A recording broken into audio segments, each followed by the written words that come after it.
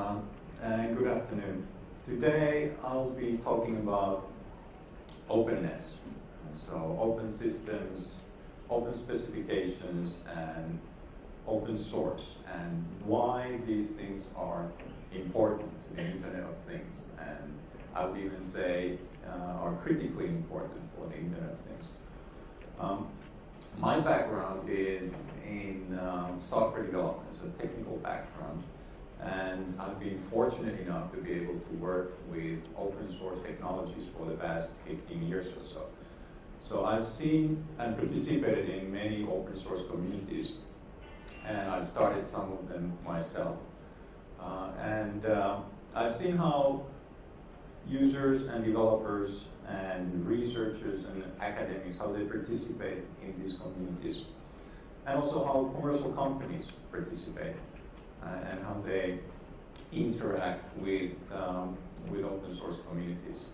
And also being on the side of developing a company myself around an open source project. So I've looked at the business models and how they work, different licensing options and licensing compatibilities, and so on.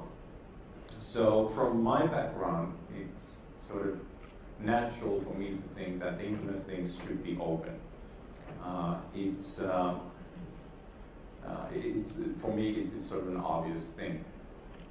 And at the same time, if you look at the Internet, if you forget the things part of it for a moment and just look at what made Internet successful, Internet has been built on the principles of openness. You can pretty much go to any search engine, Google or something else, and look up any specification or API that makes the Internet work. And therefore, it would seem odd that when we attach things to Internet, that we wouldn't continue with those same principles of openness. Yet, when you look at some of the first generation Internet of Things, particularly the products targeted for consumers, we see a lot of products that don't necessarily embrace that openness or don't provide open interfaces, don't provide open APIs to integrate with. And we've seen different kinds of field of use restrictions, or you need to sign an NDA to access a development kit and things like that. And that's not really open. I mean, it sort of goes against the principle of what the Internet was built upon. So therefore, for this presentation, I decided to take 3 points that prove the value of openness and what you gain by building Internet of Things on the open principles. And first one of them is interoperability. This is something that we don't have with the Internet of Things today, but everybody more or less agrees that we should have it one way or another, and we should build it on the open principles. And the second one is integration. Because we lack the interoperability, we have to integrate these devices when we build Internet of Things applications. We have to find a way to integrate them in other ways. And open source provides some clear advantages on how we can accomplish this. And then the third one is the ecosystem. Building an ecosystem around your Internet of Things product or service. Why you get a stronger, healthier ecosystem when you embrace the open values of the Internet with it. So I'll start with the interoperability. This is sort of the hardest thing to get done today. But the blue sky vision of Internet of Things, and particularly in the consumer space, is this ability to get a thing and plug it in, and somehow it almost magically discovers the environment around it, the other things around it. It's even able to configure itself or even program itself to participate with all the other things around it. There's an interaction of devices. And it's a good vision. It excites me as an engineer because there's a lot of interesting challenges there. But at the same time, what we're doing, we're building Internet of Things applications today. It's an extremely frustrating thing to have to deal with because of the lack of APIs and interoperability. It is very difficult to get around getting all devices working together. And again, if you look at the example of the internet, and we go back how internet works, there's a level of interoperability with the internet, so forget the things for a bit. I can take any server today, and I can put any operating system on it, I can put an internet protocol stack on it. And that server can communicate with another server that uses an operating system from a different vendor, using different hardware, but the messages go through because of the internet protocol. And the reason we have that interoperability, at least at a network level, is because of an organization called Internet Engineering Task Force. And it's a non-profit, not-for-profit organization without any formal memberships or membership fees that you have to pay. Everybody can more or less join. It's very public. They meet 3-4 times per year, public meetings, and a lot of the discussions and consensus is being built on the mailing lists in a very, very, you could even call old-fashioned way. But they did bring us that kind of interoperability because the specifications that were adopted based on a technical merit. And then at the higher level, we have organizations like the World Wide Web Consortium that provide us with a application level interoperability in terms of HTML, the web browser, all these applications work together in an interoperable way. So because we lack that interoperability today, we end up seeing applications that are built from ground up as a separate stacks where you usually have a element of things, some hardware, and it's associated with an app. And that application might be iOS or Android, or sometimes both. Sometimes, first one and then the other eventually comes along. And there's a connection to the internet, so that sort of makes it as the Internet of Things application or device. And then there's a lot of kind of scaffolding code around it, doing all the connectivity, collecting of the data, sensor data being pushed to the cloud to support the business model, whatever that is, so they can be mined for information, or there can be a machine learning algorithm behind it. And everybody's building this all by themselves. And because everybody's building it from scratch all by themselves, they all do it in their own way. I mean, it's basic fundamental components, but APIs are different, implementations are different, and there's no interoperability there. And therefore, these things don't really work together, at least not directly. So instead of building an Internet of Things, right now what we're building is silos of things. There's no anything going on here. There's nothing working across these different silos. And one way of describing it was written by in a blog by Jean-Louis Gasset in Internet of Things. He called it the basket of remotes problem. And this goes back to the oldest or still existing days. So whenever you buy a device, you get a remote with it, an infrared remote. When you buy a TV, you get a remote. You buy your stereo, you get a remote. You have your AC and you get a remote, and you sort of put them all into a basket and shake it a bit and pick one and press the button and hope it does what you wanted it to do. And situation with the Internet of Things, the first generation of apps is still the same. What we've done is we've taken all those remotes and we put them into a phone, right? So we've moved from multiple devices to one device, so you could call that progress. But in that device, you start looking for each app individually. Where is my control for my lights? And you look for that app and you turn the lights on, and then you go for your smart TV app and you look for that TV and you control it. So the user experience is still very clumsy. The user experience hasn't really changed. It's still not connected. And one thing that we do with OpenRemote is we try to take those common pieces of code and we put it up into open source, into the open commons, and we share that.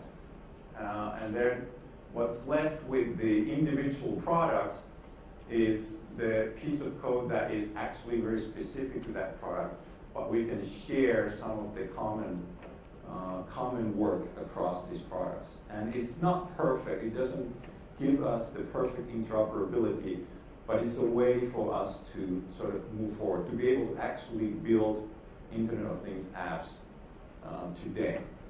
And the products that sort of share that common Lego blocks, they have a level of interoperability between each other. So lacking the interoperability, we end up integrating. So integrating device by device, vendor by vendor, sometimes even model to model, we make sure that a certain security system or lighting system or air conditioning or heating, ventilation works together, and we can build an app out of it. So these are real apps that we've built for smart offices, smart city, some assisted living, and energy management applications. So the integration works, but it's a bit unfortunate that we have to do that because integration is always more expensive because integration is a painstaking work, which means that it ends up costing more. We don't have a profile for lights where we can say this is how you control all lights. Instead we go, well, is it a lighting system using Z-Wave standard or Zigbee standard or KNX standard or IP networks, and the list goes on and on and on. It's a long list of possibilities, and each one of them we have to integrate.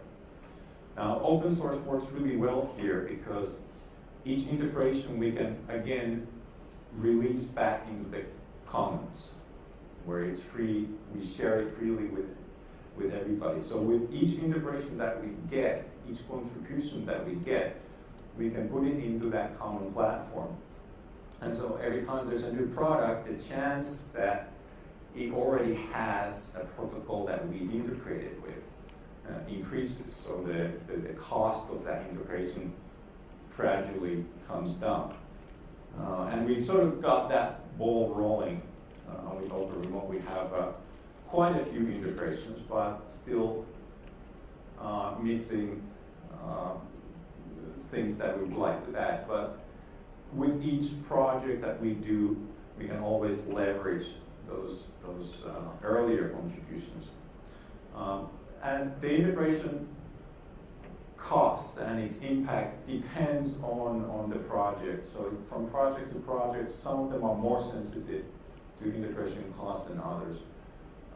The smart city one is less sensitive to it because it's a larger project, you do it once, it's very specific to that location, to that city, and as part of the project cost is assumed that there's a certain budget for integrating things. But even there, we would definitely see benefits in having interoperability. We see things like the security cameras that have been installed. From one street to another street, the vendor changes to different vendor, and still we need to put it together into some kind of control application. The area that's very sensitive to integration cost is the the projects targeted towards consumers. We use the assisted living as an example. It's an application targeting an early stage Alzheimer patients where the relatives, the caretakers, like to be alerted if something unusual happens to that older person. So going from house to house and having to integrate different things, because this house has one brand of TV and another has another brand of TV. Having to do those kind of integrations over and over gets expensive, so it's harder to build IoT on those cases. And the offices, the smart offices, and the energy management, they sort of fall between those two extremes of very sensitive and somewhat sensitive to the integration costs. The third thing that I wanted to mention was the ecosystem and why building an open ecosystem is beneficial. And one of the things that you get when you build things on the principle of openness is you remove barriers. For example, if there are researchers or developers from different legal entities that need to work together without having to sign legal documents and so on, removing the wall of lawyers between entities, standardizing on open model helps the work getting done. So you get more diversity in your ecosystem, you get more people from different areas of life participating, and that way you get also more innovation. You get people who have an idea, working on it in their garage, able to start on things on their own without having to ask permissions or sign legal agreements or anything like that. And also you empower the ecosystem to build services around your Internet of Things product by giving them the means to patch or update or create their own service offering around the product.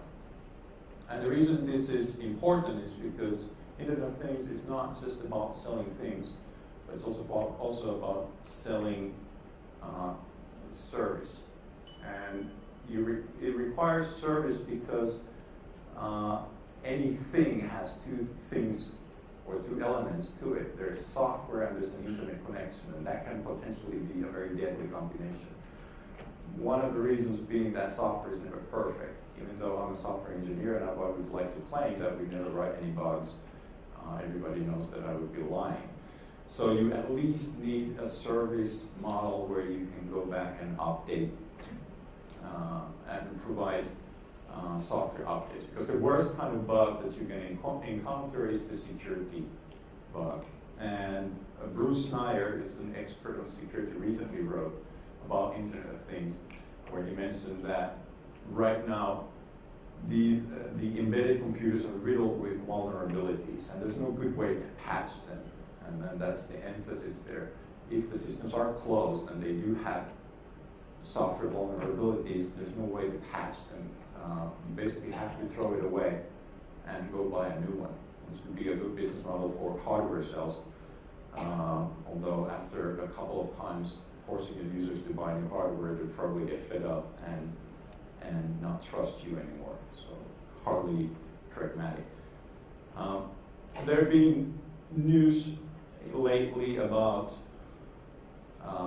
security issues around network modems or ADSL modems and Wi-Fi routers. There's 4.5 million modems hacked in Brazil, where people's money were stolen through a redirection of a Google Brazil website to a clone that installed nasty things on their machines. Someone looked at the top 25 routers being sold to homes and small offices on Amazon, and found out that 80% of them had some kind of security vulnerability in them. And then when they interviewed the professionals, even when there was a patch for that vulnerability, 52% of them said we haven't patched our routers. And that is because first of all, the business models around selling hardware today are such that you build it, you design it, you build it, you distribute it, you put it on the shelves, and after that you have no interaction with the customer anymore. So even in cases where there are fixes available, there's maybe no way to reach your customers and ask them to update or provide an update on their behalf. And then things got even worse. I'm going to skip on creep streams, and we had this.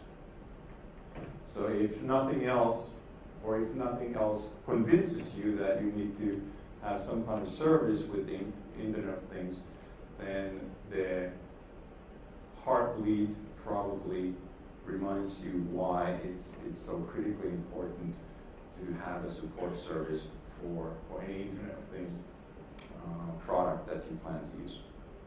And here's an example of how the Internet community, Internet ecosystem dealt with Heartbleed. Heartbleed was described as one of the worst security bugs that Internet has seen today. And it was found by two researchers working for two different companies. One of them was a small security specialist company in Finland, in a town that most people outside of Finland have never heard of. And the other researcher was working for Google, the multi-billion-dollar company. And that sort of proves that even Google benefits from having an open ecosystem where anybody can look at an open source piece of code and find vulnerabilities and patch them. And then once that fix was found, the ecosystem of service providers who had built expertise in their server rooms were able to patch it immediately without having to call the vendor and ask for an update or yell on the phone and trying to figure out how to fix the servers and services that they were hosting. So it was the strength of that open ecosystem that fixed Heartbleed very quickly, at least on most of the major websites. I'm sure there are still others who haven't fixed it, but those who had the expertise and information did so. So to conclude, if you're planning on building an Internet of Things product or service, do consider creating open APIs for the developers, create open tool chains for them so they can integrate things. If you are building a product with custom protocol, please do provide the details online openly so we can Google it and create an implementation for it. And consider using open source as your software platform. And finally, if you want to see details of those applications that I mentioned, we have a booth downstairs, so come visit and I can give you more details about what we've built, the IoT apps that we've already built. Thank you very much.